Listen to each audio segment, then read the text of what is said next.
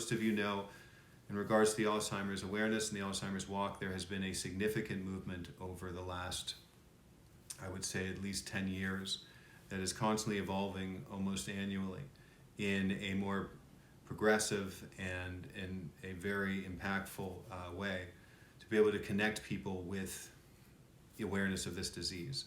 So I thought it would be great to have one of the leaders, specifically for the state of Pennsylvania, Executive Director Clayton Jacobs, is now our next guest, and we're very happy to have you on board, Clayton. Thank you for being a part of this series. Yeah, it is truly a pleasure, and thank you for lifting up such important topics. Really glad to be able to be here with you. It's an honor. Trust me, the honor is all mine. So when we had first talked, with a lot of our interviews, we try to at least have a general interview where we talk about things where you understand where I'm coming from and I can understand where you're coming from. And one of the first things that I wanted to discuss on this series was the question that is existing now, I'm sure, for most people that have been involved with the Alzheimer's awareness. And I want to hear more about what's going on and what you guys are doing. But to start off, because this particular episode is about what was happening during the pandemic and how things altered a lot of what all of us in the healthcare community have been doing for quite a long time. So what was that like for yourself and the Alzheimer's organization when you weren't able, to have that direct one-on-one contact that you had with these communities, and how were you able to learn from those challenges and grow from them? Yeah, it's such an important conversation and discussion. And for us, we are a voluntary health association. And so rather early on, in early March last year, we made the decision to move to fully remote efforts across the state and across all of our work. So even just for our staff and volunteers, moving to this remote environment, which particularly for us, at our best, we're an organization that is about community. Whatever people define that as, right? For some, it may be geographic, it may be their workplace, their faith community, their residents, all of these things and how people connect with each other is where we want to reach them. And so to do that, but to do that in new virtual means, it's certainly a big transition. And so what we looked at is how do we quickly transition core aspects of our work while also really identifying where the biggest challenges are. And so we moved our core services all to phone and web-based platforms. We looked at how do we best support families due to the issues they're seeing then. And then specifically with some of the topics you've touched on, we saw what we assumed would be the great challenges related to COVID-19 and long-term care. And particularly early on, some of the things around necessary testing and resources, inaccurate reporting, and more.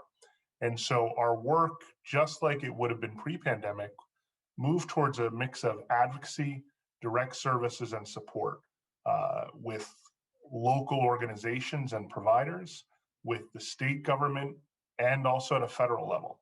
And all of these things, while different, we're still true to our approach and what matters to us, which is ultimately around supporting all individuals impacted by dementia. Well, and we appreciate that.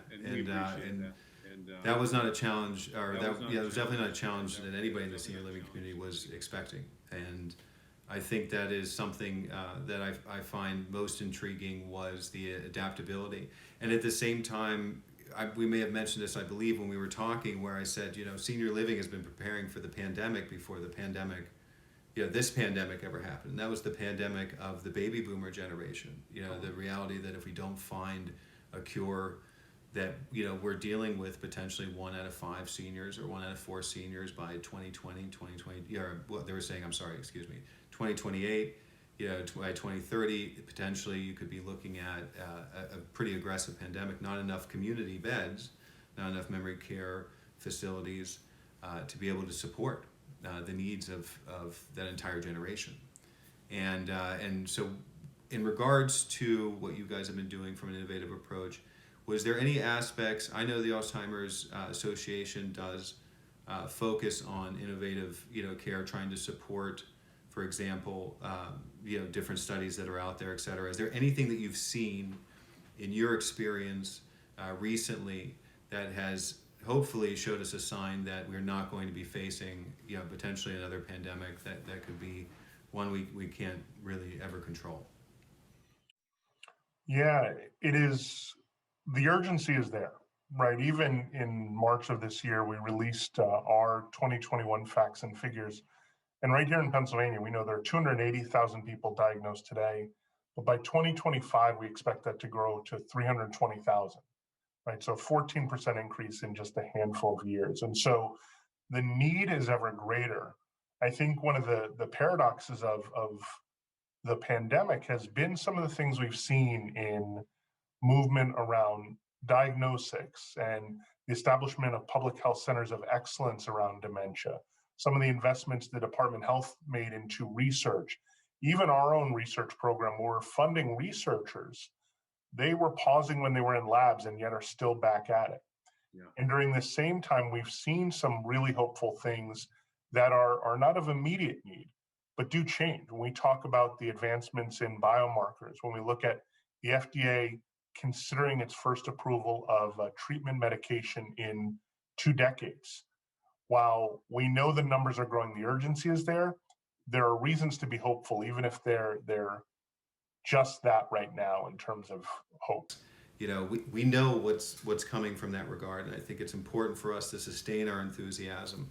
There's a lot of, as you mentioned, modern approaches and things of that nature that are coming into play here. To ask you, to elaborate, probably, I guess with my last question is, what do you see over the next couple of years the Alzheimer's Association doing, just from not just a connectivity standpoint, but also from pushing the aspect of motivation within the senior living communities, because they face it all the time, and I think that you guys have done an amazing job spreading awareness throughout the general community, the general public. 10 years ago, if you talked about Alzheimer's or dementia or anything of that nature, there was still a learning curve and a disconnect. And I really credit everything in your organization has done to be able to educate that. A lot of what you're doing in the future do you feel that it needs to be tailored also to senior living communities and potentially, funding to help make sure that there is more widespread regulatory awareness? That's the one thing I'm noticing that seems to hit a button. I'm sure you're looking forward to mentioning, but the regulatory awareness of the potential pandemic is a concern of mine, because there doesn't seem to be as much support as I would like to see. I believe that now maybe this has changed, but when I began working with specifically the Alzheimer's Association, but also bringing in Dr. Gelfand and learning about studies, we were about 6th or 7th, I think, as a priority in healthcare when it came to funding. How are you seeing that improve, and what is the Alzheimer's Association doing to help improve? Yeah, there's certainly so much to unpack there, but all important topics. And I think when you talk about that, where we sit today, 2021 is actually a great example. It's the 10th anniversary of the National Alzheimer's Project Act, which really laid out what would be a national strategy down to a state level advancing this work. To your first point, during that time, actually in 10 years and really in 7 years, we've seen a 5-fold increase in research funding. Fundamentally, what it has meant is that we have more shots on goal today than we have in the past 50 years in terms of things that can impact this disease. How do we diagnose? How do we treat? How do lifestyle factors come in? And I think related to some of the items you meant, that is what is the realistic near term. Right, we know this disease starts 10 to 20 years before we see symptoms. Some of the most promising things, whether pharmaceutical or lifestyle factors, are early identification, risk mitigation, and treatment to slow progression more significantly than we do now, with the idea that even something like 5 years of quality life could drastically change the cost, both personally, emotionally, and financially, of this disease, and change our perspective, right? If we could keep millions of people getting this disease during their lifetime, the impact that has, and all of those things come cumulatively.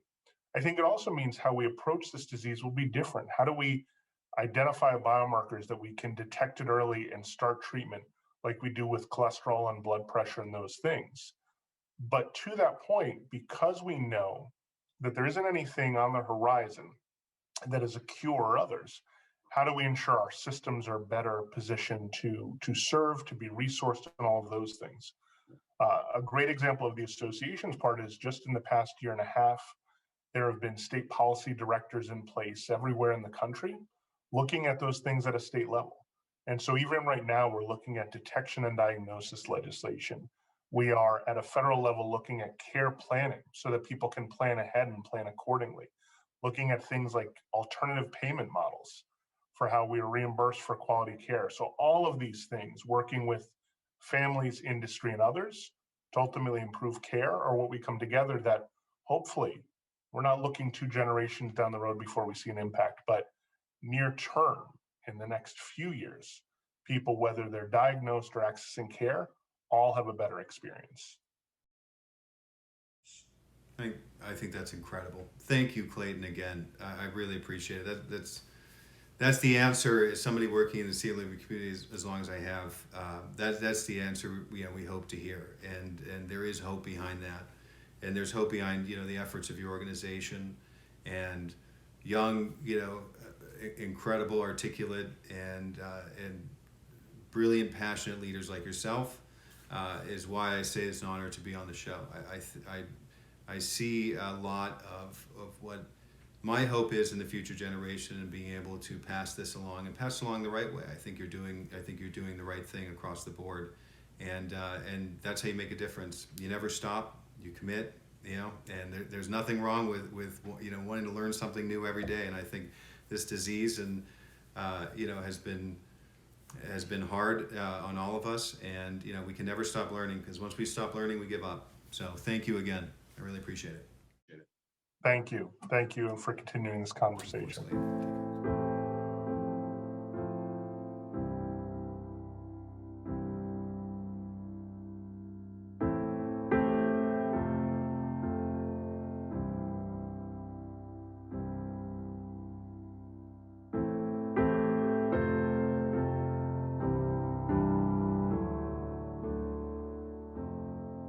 Our next guest on the show is Mr. Lane Bowen. He is the Executive Vice President at Avalon Healthcare Group. He's also the Chief Strategic Officer. Mr. Bowen has been in the healthcare industry, specifically in long-term care, for over 35 years. And I can tell you, from someone who has worked in the healthcare industry for the majority of my life, a lot of what Mr. Bowen has done and accomplished in his time is something that we admire and honor, and we respect having you on our show, sir. So, Mr. Bowen, welcome to the Senior Living Think Tank Series. Thank you very much. I appreciate that. Of course, it's an honor. Now, throughout your distinguished career, as I mentioned, spanning 35 years, you have faced quite possibly every challenge that a long-term care community or a company could face.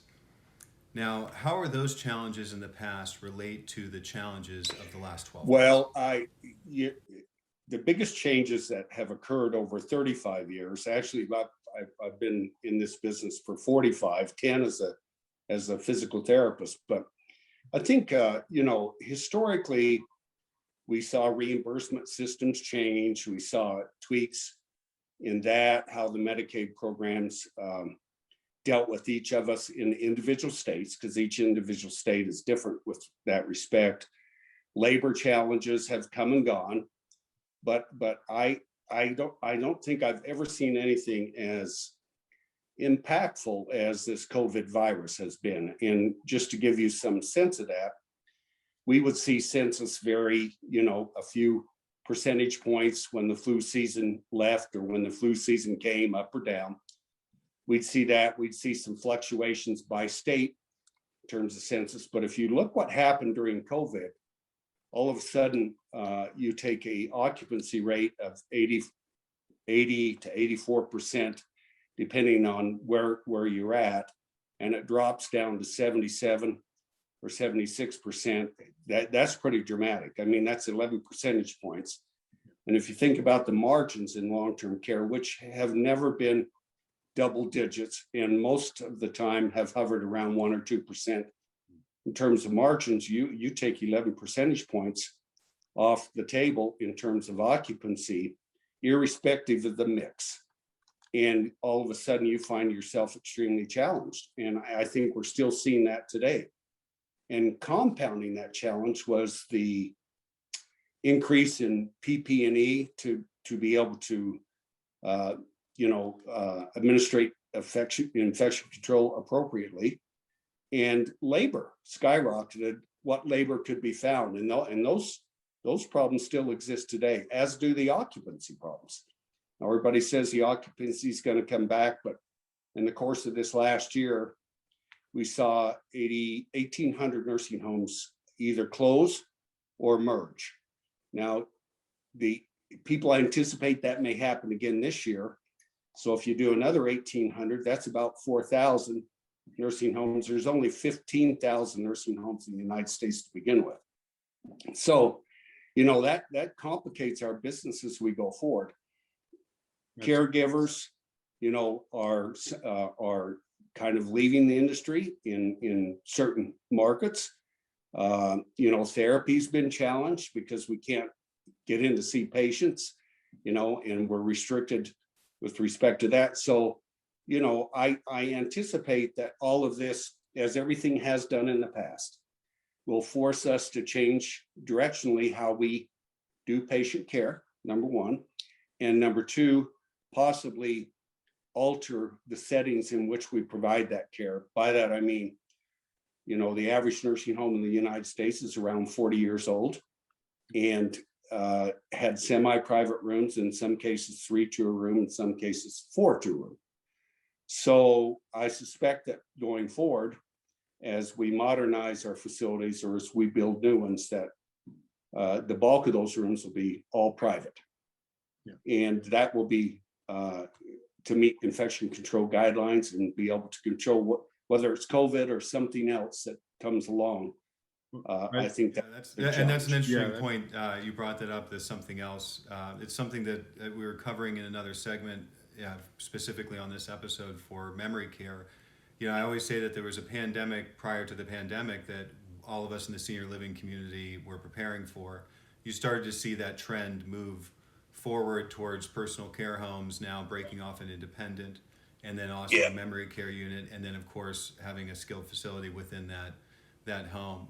So it seems like, from what you're saying too, that trend is going to pick up, and that actually goes to my next question too. So, you with the challenges that we're seeing right now with long-term care, and and what we're doing to try to adapt, and you made a very good point. 11%.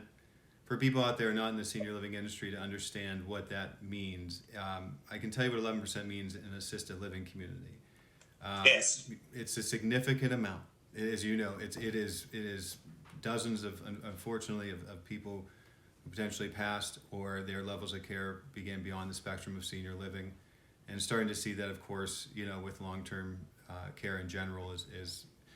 It's unfortunate. I also know that this is an industry that's constantly trying to evolve and to push forward, and that's actually something I'd say is there are challenges beyond the pandemic now that are also being faced. I guess that does tailor to my question with Alzheimer's. They talk about within the next 10 to 15 years, 1 out of 5, 1 out of 6, potentially people could be suffering from some form of that. Is that still a major priority and a thought process for long-term care communities, or are there other challenges that you're looking at moving forward?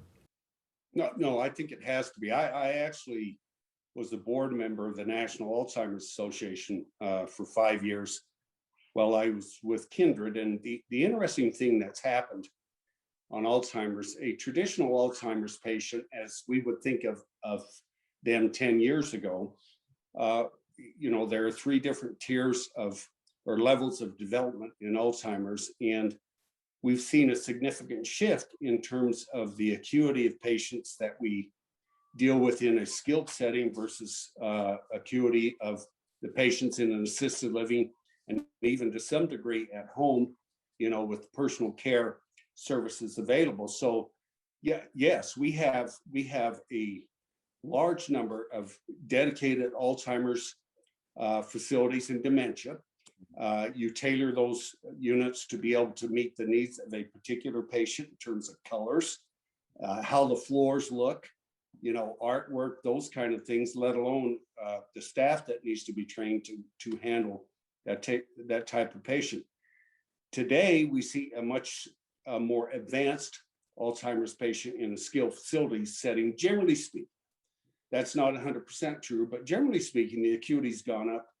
The complications and comorbidities are greater, and so it's more of a challenge, requires more labor and more extensive training to be able to care for that. So it makes a lot of sense. And yeah, my next question is about innovation, but just sticking on this really quick too, I just one follow up. Do you see any regulatory measures to be able to meet some of the challenges that you're facing, specifically with workforce, and being able to incentivize, but also maybe even to reduce potentially, the costs, because as you know, in some private living settings and private pay, it can be quite expensive for memory care. Are you seeing anything from a regulatory perspective that we could look forward to, or at least maybe there's some lobbying being done to be able to make it potentially more affordable, because it does feel 20 years in the industry, which is not nearly not even half of what you've done, but experiencing that, I always noticed that there was a big effort on our side, and it was always a process when it became regulatory measures. Now it feels like for the first time ever that I can remember, it's such a major issue that regulatory measures are being talked about. Is there anything that you'd like to comment in regards to that? Well, yeah, because your world, we've always had regulatory measures, probably much tighter and more restrictive than the assisted living, even though, as you see the reimbursement in terms of Medicaid, and this year, there's some articles out on palliative care that's going to be paid for under Medicare. As you see the federal government and the states become more involved in the reimbursement, regulations always follow. And so, in the long-term care side of things, we have the 5-star ranking system. We're now having House Ways and Means Committee meetings on 5-star and what occurred during COVID or didn't occur, for lack of a better word. So I anticipate, and we're told, that we'll see a big increase in regulatory oversight for particularly infection control. And so you're seeing now that every skilled facility's adding an infection control specialist, and I suspect that assisted living, maybe not to the same concentration, but will follow in that, and that those kind of things are going to be required, and that quality measures are going to be all important in order to get the reimbursement. And in order to do that, you flip to the labor side of things, and you see people saying, you know what, I just don't want to be in that environment anymore. I don't want to take that risk. And so contract labor has skyrocketed, and contract labor's 150% of normal labor. And not that people are not well intended in contract labor, but if you don't have a consistent person show up for a consistent shift, they don't get to know the patients well. And I think the care suffers. Yeah. And so I think we're for some challenges. Yeah, that's always something, and I agree with you. It's a placement group, especially for workforce, can do some great things. They can only do the best of what they can do with the information they have. But continuity care is so essential in the transition between long-term care, a nursing home, or a skilled facility to senior living. That transition is so imperative that it's one thing I'm hoping that we'll be able to see too with this series is there's so much that goes into just one patient, let alone the millions of patients. Sure. Thank you for that. Sure. I appreciate that. Now, I think a really good term that came out of this is when we talk about hero pay, and of course the hospitals talk about that, and we talk about it, and we did a lot of that during the COVID crisis. And if you think about the term hero pay, once you give that out, and by the way, it's the right thing to do, and they deserve it, and they should have gotten it way before the COVID crisis. It's difficult for industry to say, well, no, you're no longer a hero because COVID's gone. But they were always heroes. They just weren't recognized to the degree that they should be. in my personal. That's a great point. Well, it's a personal opinion that we share very much so. So thank you for that, Mr. Bowen. For my last question, we talk about innovation a lot as it's a think tank series. So we address things that are, of course, going on in the industry, things that we're looking for, challenges in the future, and then of course just general innovation. Now, before you were the CEO of billion-dollar healthcare companies, you were a young physical therapist, fresh out of therapy school, and exactly promoting a concept, promoting this concept of physical therapy rooms in nursing, facilities and long-term care facilities. So I have to ask, from a senior living perspective and a long-term care perspective, we've witnessed firsthand. I can thank you on behalf of the senior living community to tell you that we have all witnessed firsthand the effects that has had in a positive level. And I always say sometimes the most genuine and they could be relatively simplistic, but at the same time, when it comes to innovation, more people need to be able to speak out. We need more young Lane Bowens as physical therapists expressing what they think will work and to throw things against the wall. And that's, having personally seen it, assessing patients in skilled facilities, hundreds that I've seen that truly their lives were extended because of that type of a program within a facility. And it's quite incredible. Now, is there any innovations as you keep your ear to the grindstone that you see moving forward that potentially could have that type of an impact or a spark, or are you starting to see at least a progression of the thought process of innovation? Because you can't really be set in your ways, as you know, in healthcare, because it's a constant revolving door of Sure. Yeah. I think, I'm most intrigued with technology right now, because we have the ability, if you will, to have a loved one come on an iPad and talk to their daughter and say, "Mom or Dad, it's time to get up. It's time to put your clothes on." They have some familiarity with that. Yeah. And I submit to you an increased motivation and excitement to do something during the day. Because if you think about therapy, and when I first went into a nursing home, it was not a popular thing to do. There were no therapists. Yeah.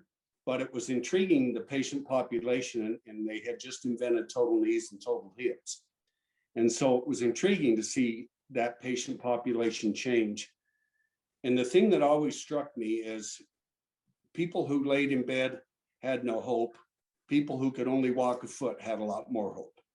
Yeah. And so I think technology and advancements in technology, both from the medical standpoint as well as the communication standpoint, will be an all-important role going forward. So we can maintain, if you look at what happened during COVID and the social isolation alone and the dependency, depression, overweight gains, death ratios, all of those kind of things were impacted by the fact that people had no contact with the outside world and were isolated. Yeah. If we can improve that, you just think about the quality of life and what can happen.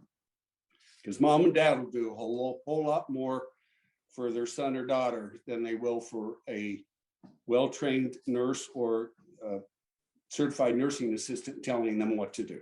So I think we'll see that. I think we'll see private rooms. Obviously, I think as we go forward, we'll see a lot.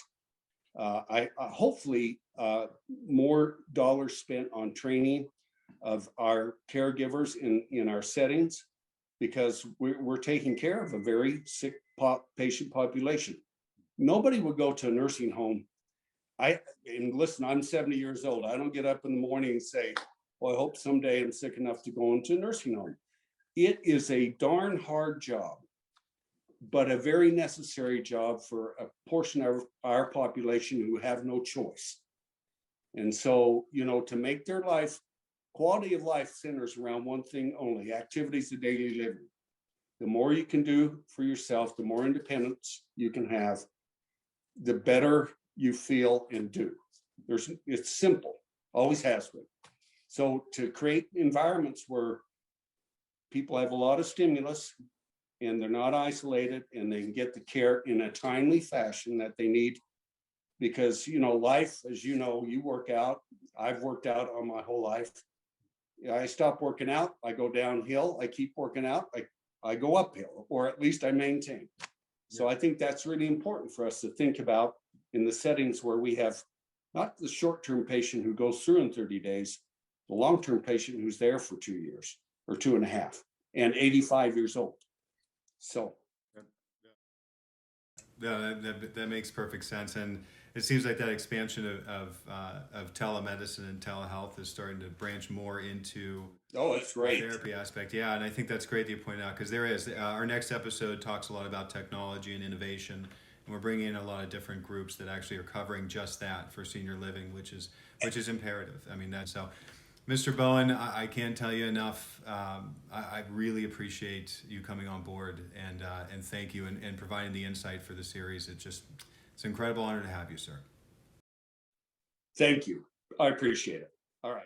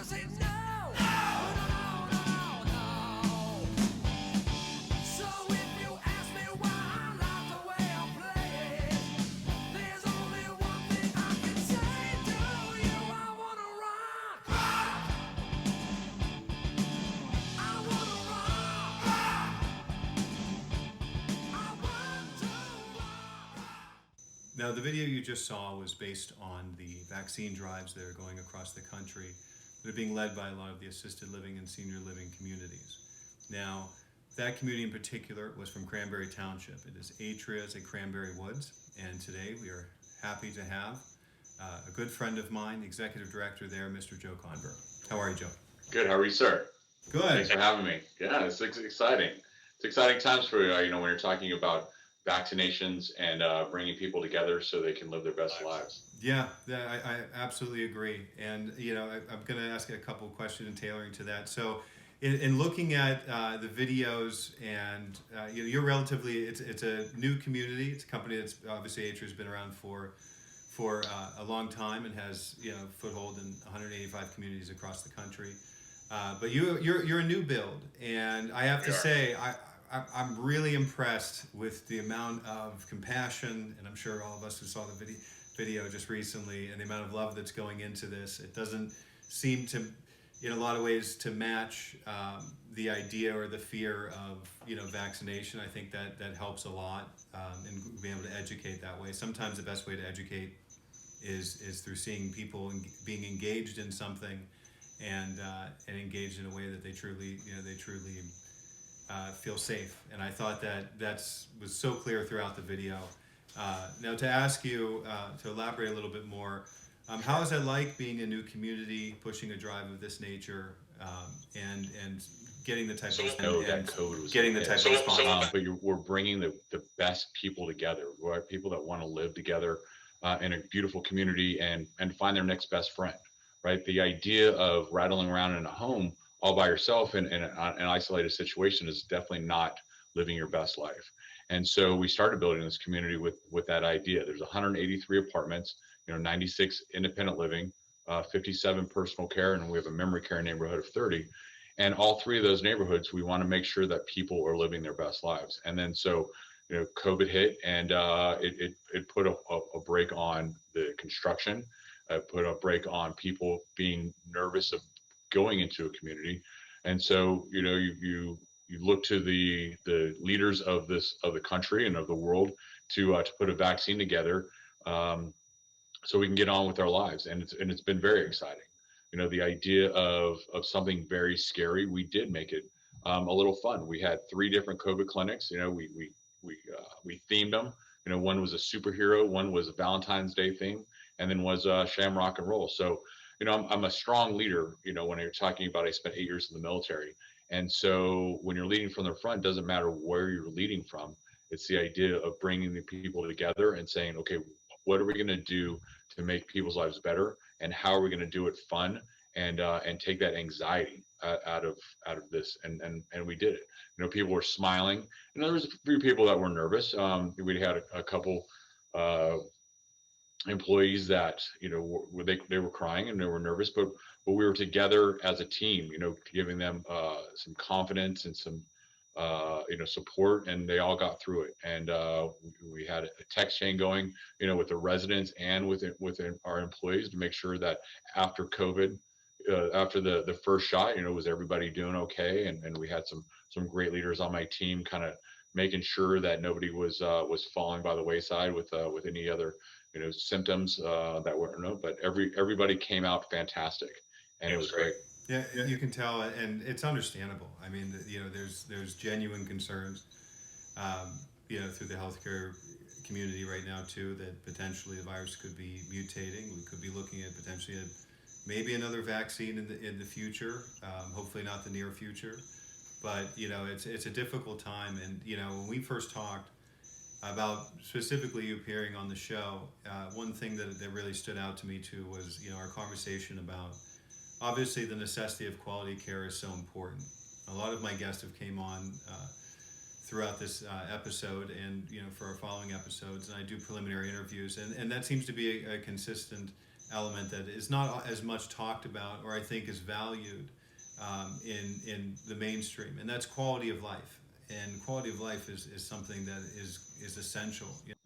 It is, and it's quality of life for everybody, So, if it's a resident here and their family's been taking care of their mom or their dad or their grandmother for so long, and then they're losing who they are, right? Because they become that caregiver 24/7, and they can't enjoy, going out and seeing a show or having a cocktail or going to a baseball game, or even their kids' games or recitals or anything, because they're so worried about mom and dad. And that's what we provide. We want to make sure that our residents are living their best life with over 200 different activities. We have 3 different restaurants. We have an indoor pool, workout facility, and all the residents around them that are supporting them and telling stories about what they were doing, and not only about the past, but talking about the future. I'll give you a quick story. We had water aerobics today, and we had a full pool of women that not 3 months ago were all living alone by themselves, and now they're hooper and hollering. They went to lunch. They were giggling. They were enjoying it. In a couple hours, they're going to come down for cocktails. They'll have a glass of wine. Still reiterate what they're going to do, what they did today, and what they're going to do tomorrow. That's the psychological aspect of it that I think is so important. That it really aligns itself with care. I think that I think it's incredible. It's great to see. One thing that I've always preached is not all the great ideas in a community have to come from the marketing department. So there's your education. Right. So this wasn't just a piece to talk about that, but let's also throw that out there. That's where the innovative side too is.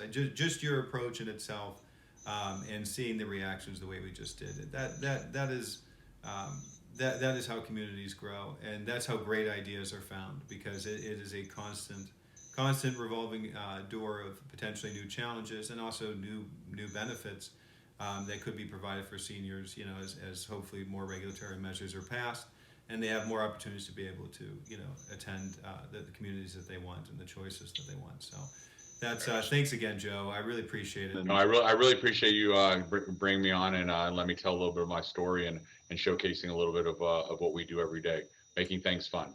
Absolutely. Thank you.